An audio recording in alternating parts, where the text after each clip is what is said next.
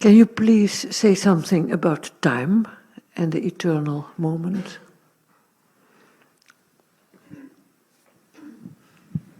Time is eternity refracted through thought. Again, please. Please. When you shine white light through a prism, it breaks up into a multiplicity and diversity of colors. Yes. When you shine eternity through the mind, it appears as time. I'm lost.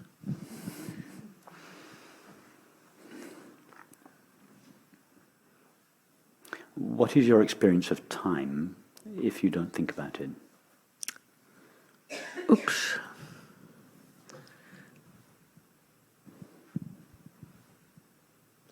When I don't think about it. Yeah.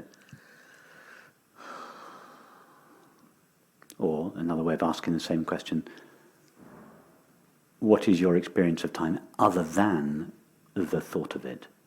So let's put the thought about time on one side. For instance, I can think of catching my plane at 7:15 this evening.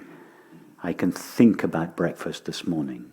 But remove those thoughts, and time comes into existence in my thought about my flight or about breakfast. But remove those thoughts, and what remains of time? Just now. No, but now is not in time. Now is neither the past nor the future. So what remains? Time means the past and the future. Time is the transition from the past to the future, or we could say time is the duration between events. Mm-mm. So let's say time is the duration between now and breakfast this morning. Yeah. But without reference to thought, what is your experience of that duration?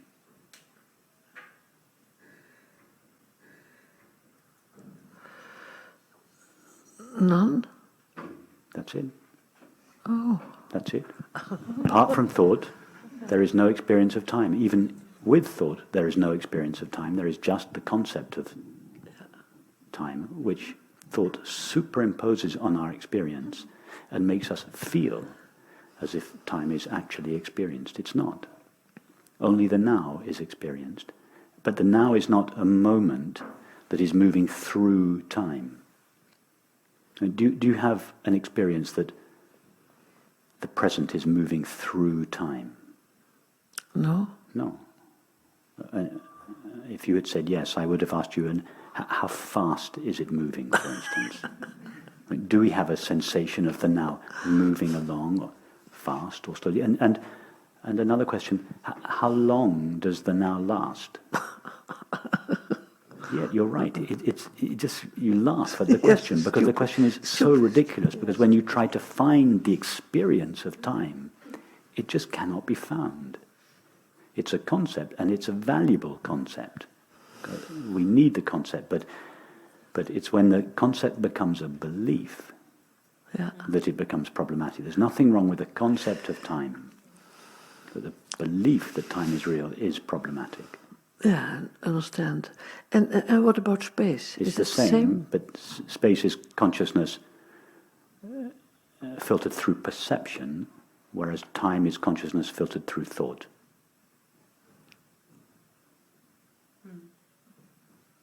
It's more difficult with space.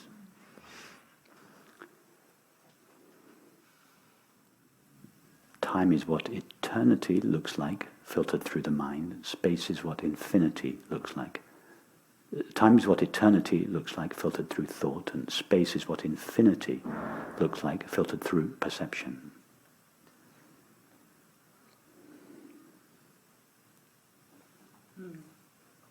Where does your experience take place? In what place? In no place.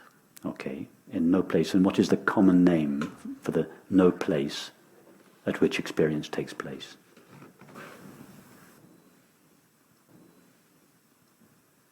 It's not a trick question, just the common name for this no. You're right.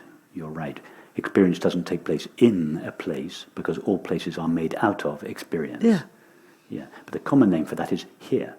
Ah, yeah. What we call here we mistakenly believe, when I say we, I mean thought mistakenly believes to be a point in space, identical to the body. But actually, if we look carefully, and your answer was correct, at the nature of the here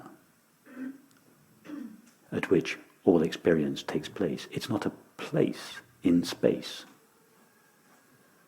Because space, all places are made out of experience. Therefore, experience can't take place in a place, because our only knowledge of places is made of experience. So experience itself doesn't take place in a place. It takes place in dimensionless consciousness, called here. That's what here means.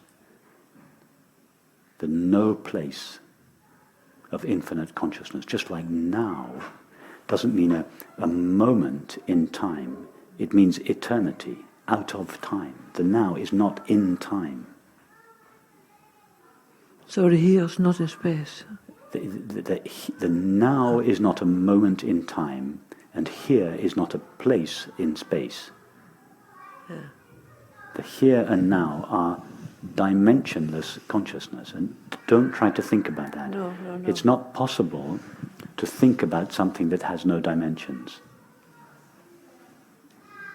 But it's really mind-blowing to consider that our current experience, that means this experience, is taking place in and is made of something that has no dimensions, that is not in time and space.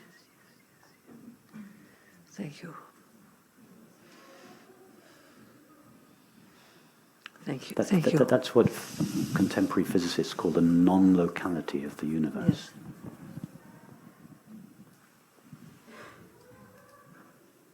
Yes. Thank you. And these kind of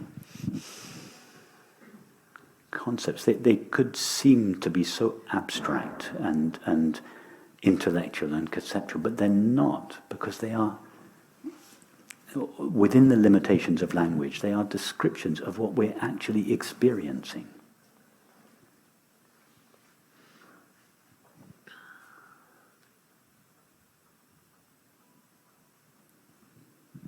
The information that we receive through sense perception is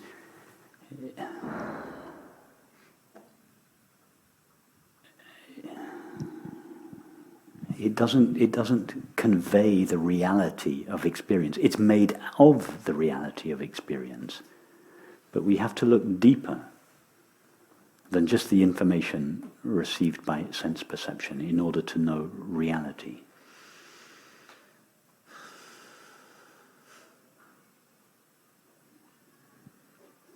Just notice in your experience that whatever you have experienced in your life, it has always been now and here. Yeah. So now cannot be a particular moment in time, and here cannot be a particular place in space, because it's always, whenever you are and wherever you are, it's always here and now. It's the only experience you know. We never know the there and the then.